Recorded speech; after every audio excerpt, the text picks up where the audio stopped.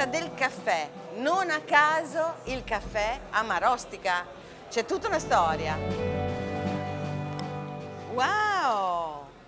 Allora, Prospero Alpini era un medico di Marostica che va a studiare, insomma, e a fare il suo servizio, diciamo, in Egitto. In Egitto. Lì scopre le proprietà del caffè e quindi cosa fa? Torna in Italia In e... Italia, precisamente a Venezia, e lui è l'importatore del caffè in Europa. Oh, come mi sarebbe piaciuto essere Prospero Alpini, ma c'ha anche guadagnato? Chi lo sa, può anche essere. Prospero Alpini, l'importatore del caffè in Italia. Allora, questa era la casa, l'apoteca, il posto dove si lavorava, la spezieria di Prospero Alpini, quindi qua il grande botanico parte per andare poi in Egitto e per andare poi in Etiopia e portarci il caffè.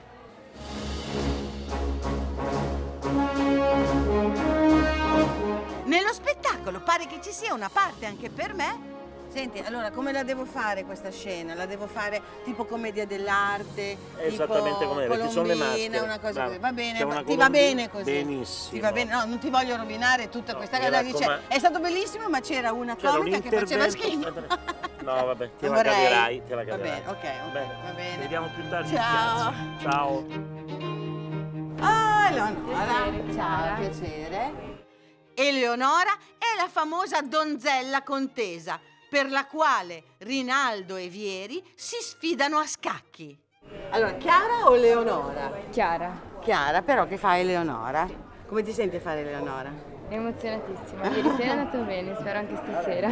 Senti, ma tu chi vuoi sposare? Chi vuoi che vinca? Non si può dire. Non si può dire. E alla fine chissà chi è che ha sposato. Questa è la curiosità. Chi ha sposato Eleonora? Quello che lei amava o l'altro?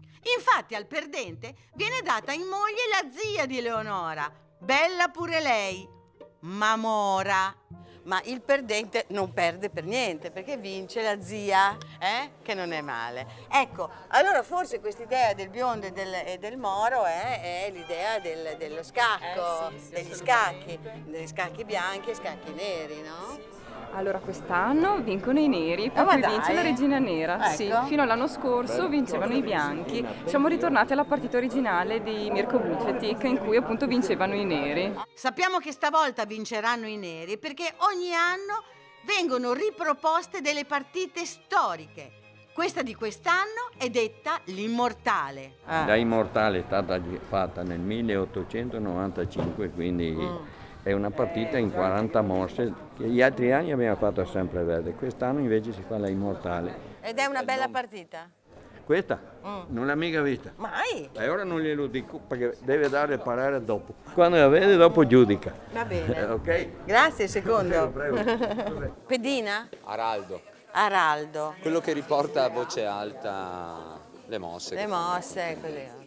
Allora, questi sono i due contendenti. Quindi lei è? Sono Rinaldo Tangarano. Rinaldo che Tangarano. Io Vieri da Vallonara. Allora, chi è più innamorato di Eleonora? Non si sa, entrambi siamo innamorati di Eleonora e ci sfidiamo in questa sfida a scacchi e che vinca il migliore. Senti, ma forse però c'è uno che è più innamorato dell'altro.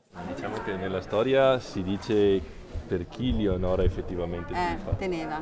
Però lasciamo che lo scopriate poi voi. Ci sono circa 1000 volontari coinvolti nella partita. Un piccolo esercito, ci sono persone addirittura che prendono le ferie per fare la partita a scacchi. No, tu sei in una scenografia come questa, ti viene voglia di dire adesso mi metto in costume. A proposito, c'è un costume per me?